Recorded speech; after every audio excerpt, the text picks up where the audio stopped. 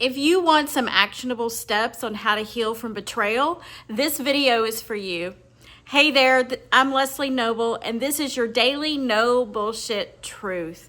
I've been a licensed counselor for close to 30 years, and I understand betrayal and how to heal from it and rewrite your story. The first thing is that you anchor yourself back into the reality and the truth of the situation.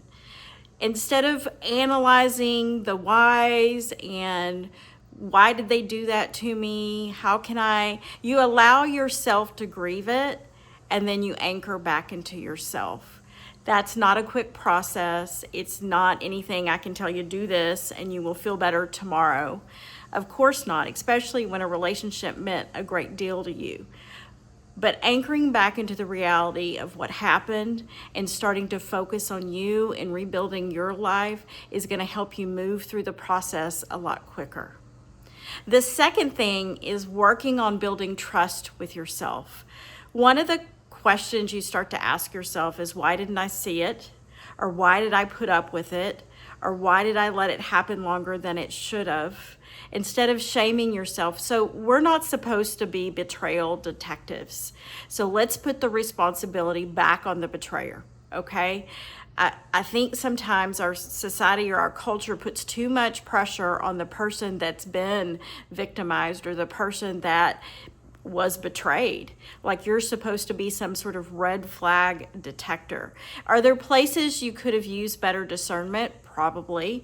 And that's where you learn to build trust with yourself again, by learning to set boundaries with people, by listening to your intuition, by taking your time getting to know someone. That's where you build your trust back in those really small moments. And the third way is to let the pain mature you and not harden you. And that's probably the most important out of all of this. Sometimes when we've been hurt or betrayed, what we tend to do is think, I'm never doing this again. I'm never going to trust anyone ever again. But the thing about relationships is they're supposed to grow you. That's the purpose of them, is to learn from them. One of my favorite sayings is that people come into your life for a reason, a season, or a lifetime. You pick out the reason. What is the reason and the purpose of this lesson? Maybe I gave too much. Maybe I need to work on my self-worth. Maybe I need to see that I'm choosing people that are not aligned with who I am and who I'm becoming and the goals I had in my life.